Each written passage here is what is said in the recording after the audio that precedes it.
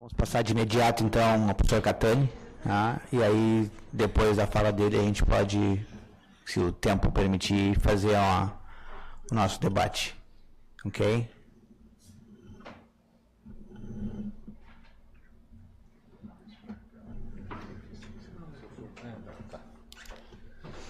Bom, boa tarde. É um prazer estar participando desse evento. Agradeço ao ILE, ao professor Rosa.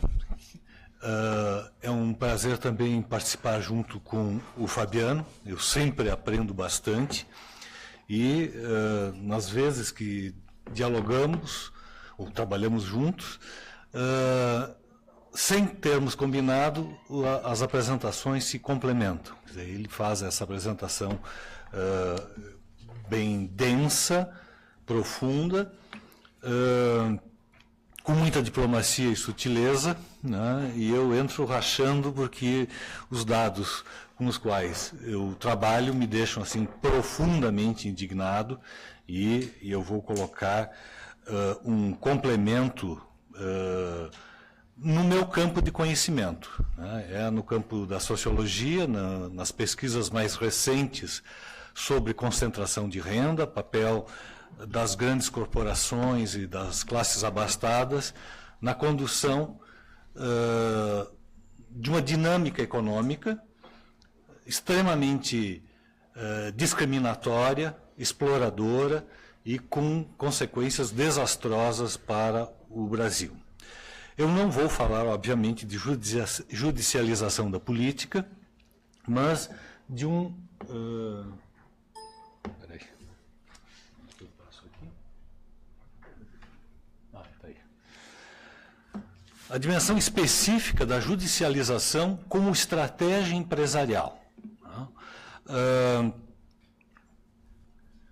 Existe um campo tradicional dessa judicialização, que pouco se fala, ele vai entrar em colapso agora, que é o da justiça do trabalho. As relações de trabalho no Brasil, desde o início da CLT, foram repassadas para o campo judiciário. Justiça do trabalho especializada, antes tripartite, agora mais... digamos, especializada e qualificada, mas é um campo para o qual os empresários sempre jogaram as grandes questões. Né? E isso corresponde à concepção que já vem lá do Getúlio, justamente da hipossuficiência da sociedade. Né? O Vargas declarava claramente que os trabalhadores eram incapazes de administrar seus interesses, sendo necessário, então, a criação de um campo específico, né, que mediaria as relações capital-trabalho, em princípio, na busca de um equilíbrio entre setores vulneráveis e os setores empresariais mais importantes, mais poderosos. E isso nunca funcionou, né, no sentido de garantir direitos coletivos, sim, direitos de grupos específicos, de trabalhadores, não está contente, vai reclamar na justiça e ganha, mesmo sem direito, como uma forma compensatória, mas, sobretudo, tutelar. E aí eu quero trabalhar esse conceito de tutela, porque vai justamente fechar com essa perspectiva mais recente, né, do ativismo judiciário, que é uma forma tutelar da sociedade. Então, assim, os campos de atuação do judiciário, habitualmente usados pelo setor empresarial, pelas grandes corporações, né, foram a justiça do trabalho, a regulação da concorrência, né, aquela coisa assim, livre mercado nunca existiu, né, quando eles não conseguem se acertar, eles jogam para o judiciário e, né, aí as cortes superiores que vão decidir grandes questões relativas à concorrência. Né? Quando o próprio campo empresarial deveria ter a capacidade, a qualificação de discutir. Bom, somos a favor de um capitalismo concorrencial? Ótimo. Né? Então vamos fazer valer a concorrência e não pedir apoio do Estado para coibir determinadas práticas. Direito do consumidor também é uma forma de judicialização. E aí as questões mais amplas das políticas públicas, né, política ambiental, política monetária, rendas, discussão sobre juros, né, os planos econômicos, etc. Bom, aí, cada um desses itens poderia me alongar bastante, mas eu vou trabalhar um campo específico, que é a política tributária e fiscal.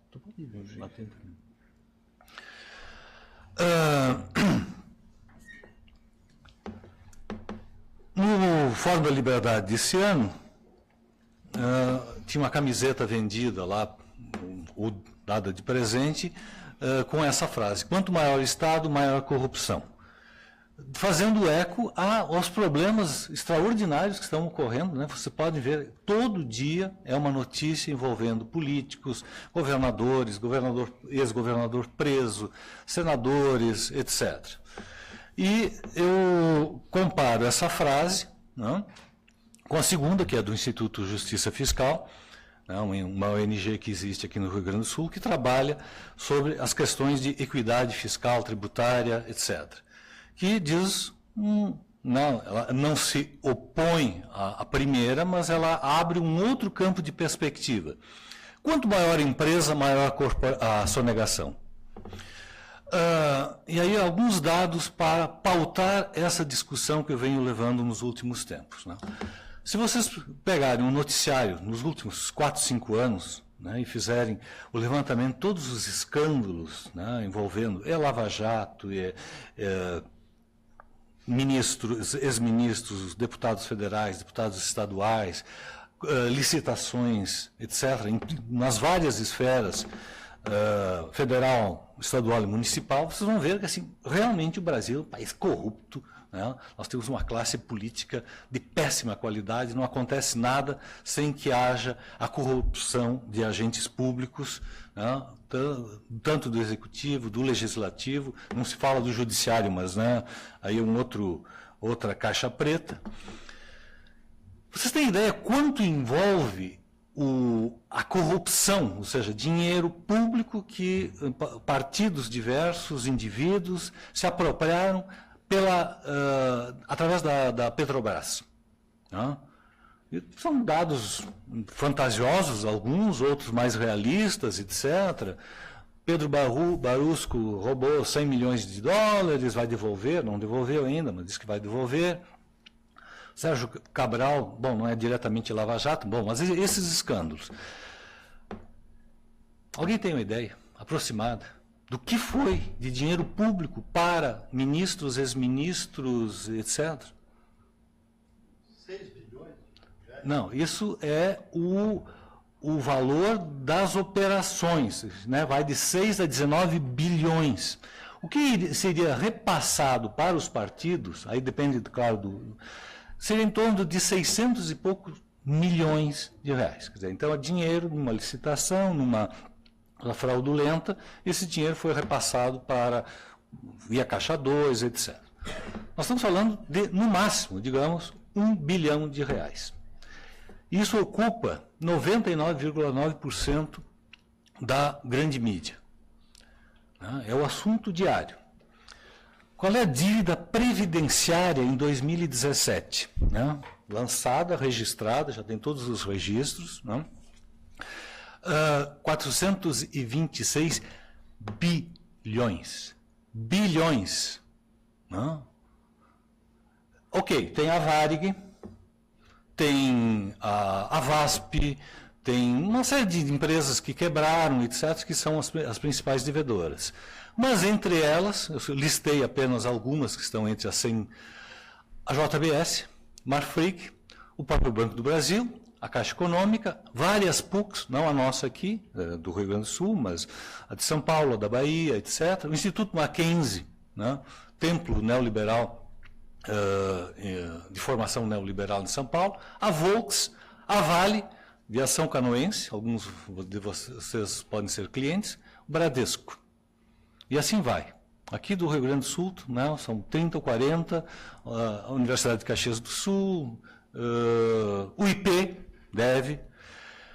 Bom, mas de modo geral, 70% desse valor é de grandes corporações. que devem para a Previdência. Estão falando do déficit da Previdência, não, mas espera aí, se o governo cobrasse 1/3 desse valor, né, já resolveria o déficit da Previdência.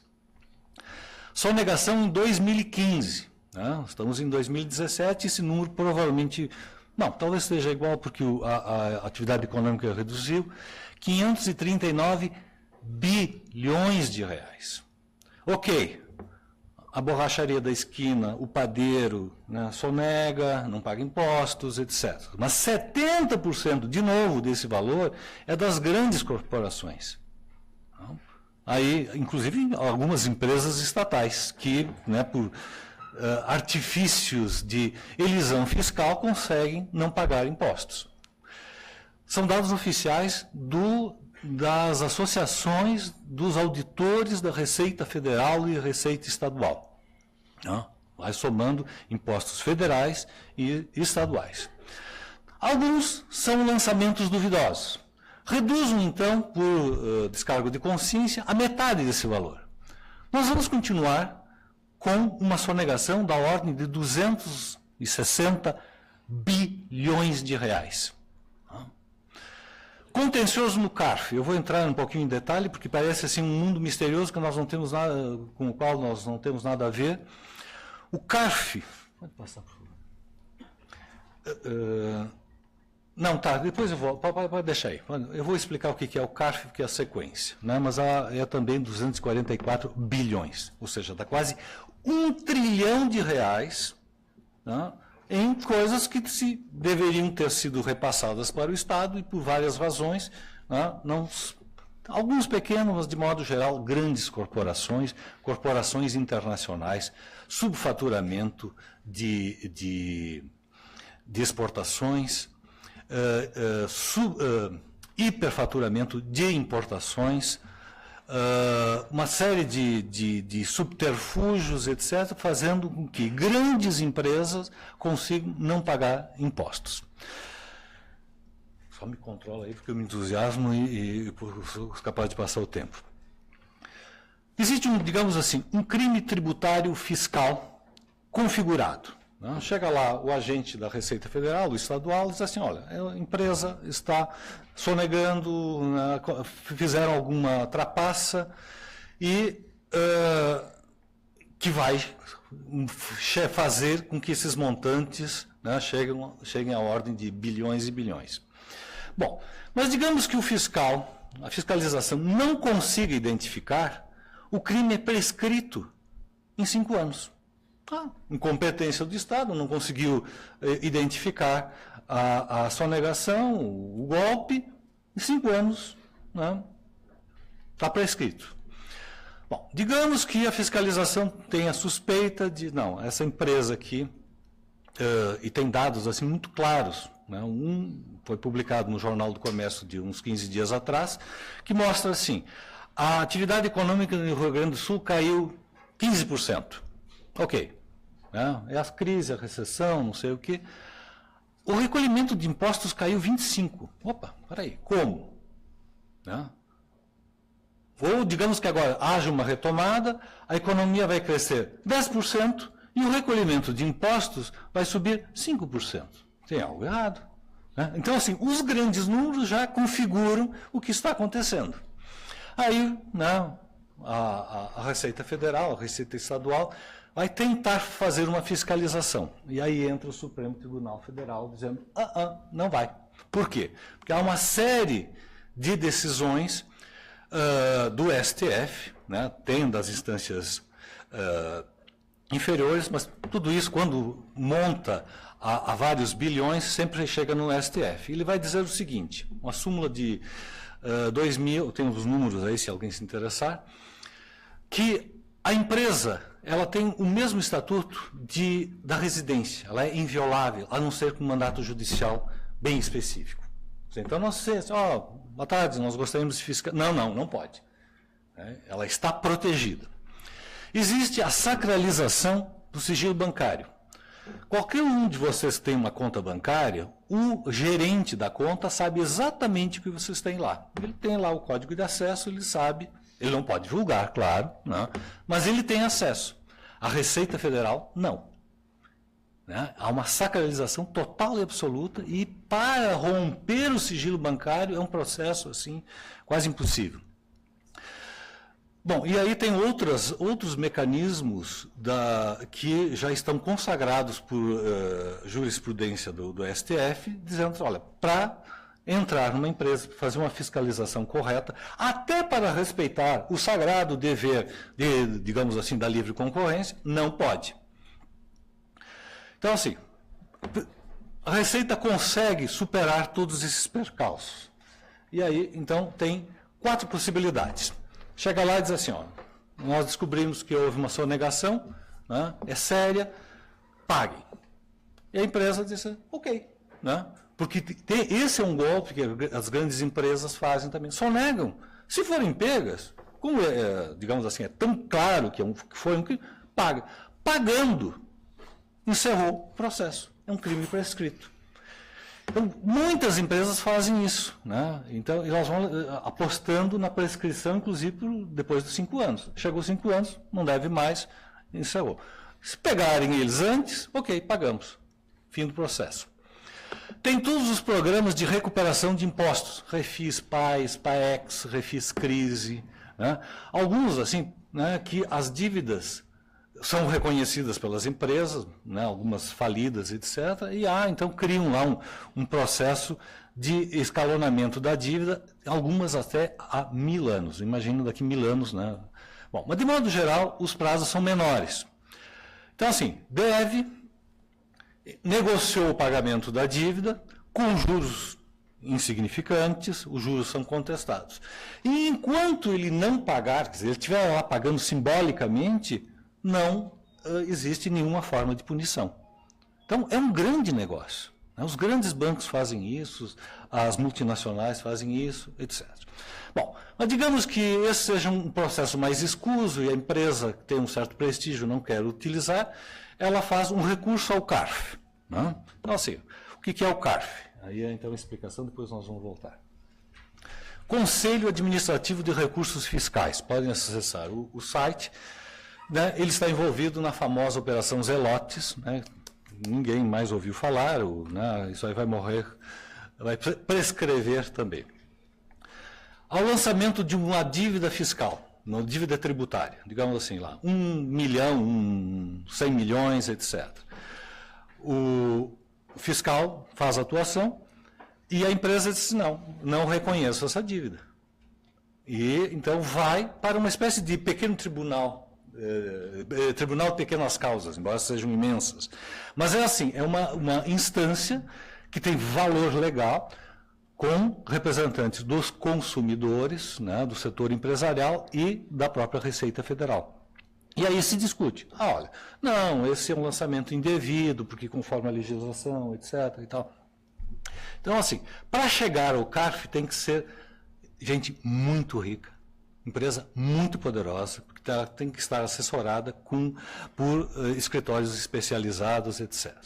Mas é a forma mais brilhante de negar ou postergar o pagamento de impostos. Porque vai lá, vocês vejam as datas, o volume de operações. Em 2014, 20 mil processos. Aí quando estourou a Operação Zelotes, para 5 mil e poucos. Por quê? Porque não é bem assim. Agora já recomeçou, já está em 10 mil, mas nem a metade do que era em 2014, porque era uma grande negociata. O contencioso em 2016 são 244 bilhões. Isso não significa, contencioso, não significa que é dívida líquida e certa. A empresa pode negociar, dizer assim, olha, não sei o que. Bom, e se perder, paga, encerra o processo. Se ganhar, né, se, digamos assim, se todas as empresas ganhassem, bom, essa dívida seria anulada, e se o governo ganhasse todos os processos, não seriam 244 bilhões a reforçar o orçamento. De modo geral, o governo perde. Né? E a última perda foi um lançamento de impostos sobre a fusão do Itaú Bradesco de 25 bilhões, perdoados, ou seja, houve o julgamento, não deve. Né? Dia 17, 2 semanas atrás. Sabe o que é 25 bilhões? 25 bilhões, uma empresa. E agora encerrou o processo, não, né? Vai haver recurso da Receita, etc. Bom, acho que estou indo muito... Mas assim, é perda. Bom, não funcionando o pagamento da dívida, os programas de recuperação de impostos, o recurso, o CARF, entra o recurso judicial, ou seja, a empresa deve e ela apela para a justiça. Judicialização de processos de pagamento, normalmente de pagamentos de impostos, multas, crimes ambientais de monta, etc. E aí entra os coadjuvantes da judicialização, que são os escritórios de advocacia especializada, vários compostos por ex-ministros da Fazenda, dá para dizer o nome, ex-superintendentes e auditores da Receita Federal e Estadual, ou seja, gente que conhece, eles não vão voltar a trabalhar para o governo. Eles trabalham nesses escritórios como sócios ou consultores, com pareceres que valem milhões, porque eles conhecem toda a máquina interna para ganhar processos. E aí tem múltiplas estratégias para postergar ou simplesmente anular a execução do coisa. Por isso que, assim, sonegação é um grande negócio. É um negócio praticamente líquido e certo, e quem paga impostos é o pequeno empresário, né, a classe média, os assalariados que já vêm os seus impostos descontados. Hoje, um pequeno empresário, ele não se arrisca a sonegar, porque ele vai se incomodar tanto que eles são capazes de quebrar a empresa, e está acontecendo isso. A máquina arrecadatória federal e estadual, ela foi concebida, ela foi se transformando nesses últimos anos em máquina de triturar pequenas empresas. Aquela pequena malharia de Nova Petrópolis, eles que se cuidem. Se vender meia dúzia de blusões sem pagar impostos, eles vão se ferrar. Enquanto que as grandes... E aí vou dar um exemplo, de novo, dos montantes que envolvem essas operações. A incúria no trato da coisa pública. Vou pegar um exemplo que é escandaloso e que aconteceu no Rio Grande do Sul. Em Cobrasa, vocês provavelmente nunca ouviram falar, mas era a empresa exportadora de soja do senhor Bastos Ribeiro, que de 89 a 2007 foi o dono do Correio do Povo. Faliu a Caldas Júnior, ele comprou e ele devia ao fisco, por sonegação configurada, valor atualizado 2016, 250 milhões. E ele conseguiu. Hoje ele está nos Estados Unidos, adora Miami, lá é um paraíso. Lá ele não faz o que ele fez aqui, porque ele vai para a cadeia no dia seguinte.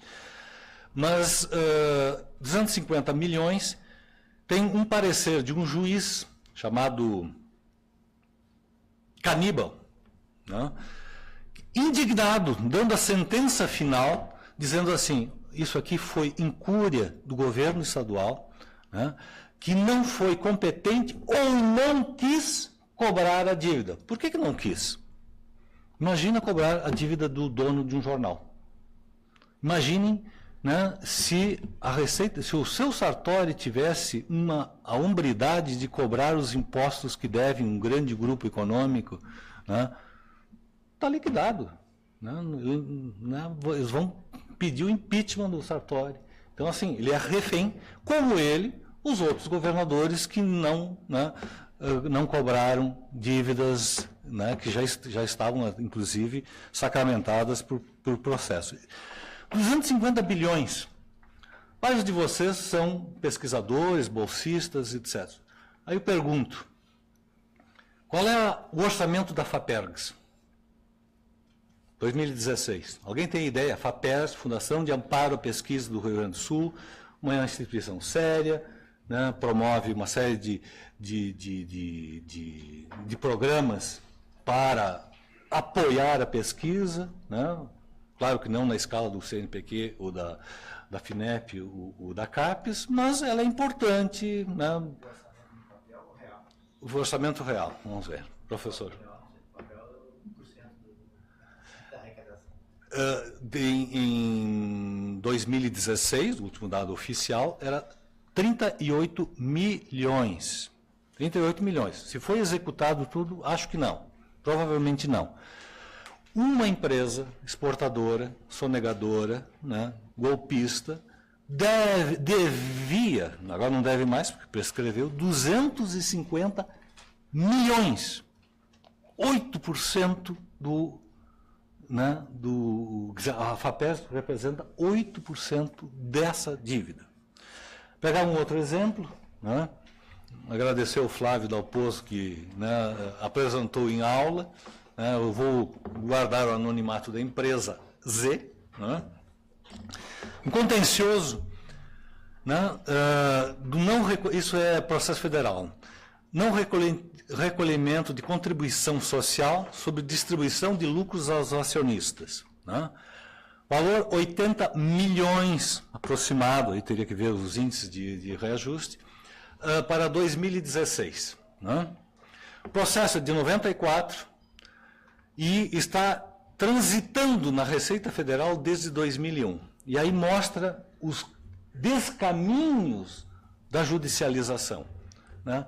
Que foi para o Tribunal da Quarta Região, ação de execução fiscal, embargos à execução, contra-razões, acórdão a favor da empresa, interposição de embargos, bagunça, vai para o Supremo Tribunal Federal, recurso extraordinário, contra-razões, né, da Receita Estadual, Federal, está errado aí, né, e está na gaveta do ministro desde 2009.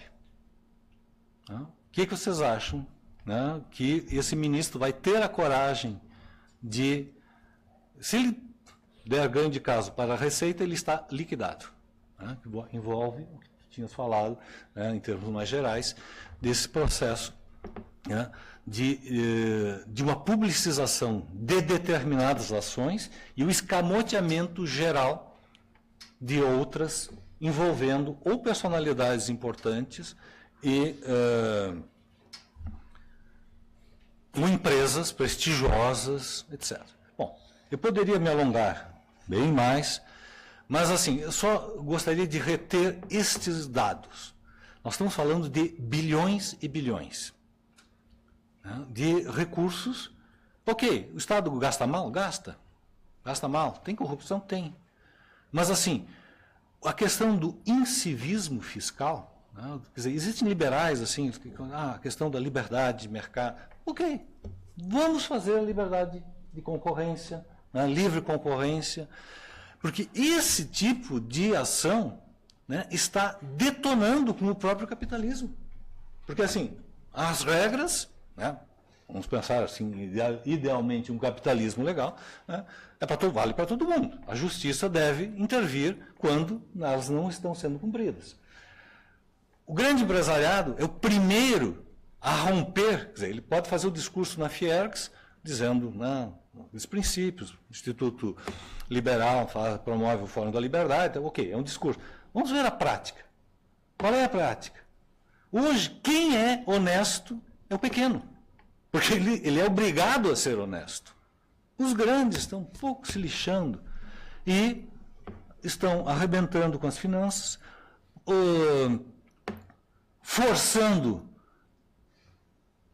mudanças no sistema previdenciário, nas leis trabalhistas, etc., por mais equivocadas que possam ser, mas não interessa.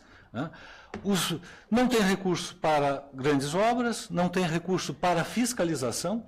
Sabem quantos auditores da Receita Estadual existem no Rio Grande do Sul para fiscalizar todos o problema de superfaturamento de importações e subfaturamento de exportações? Um indivíduo, que não dá conta nem de 0,1% das operações. Ele não tem nem programas necessários para controlar isso. Fica lá assim, bom, então vamos lá, vamos pegar a malharia lá de Nova Petrópolis. Né? Não, dizendo assim, então o estado mínimo é o estado ideal para que haja essa corrupção também, essa sonegação como prática empresarial, né? E a judicialização como um elemento que se adiciona a essas práticas que são absolutamente criminosas. Obrigado.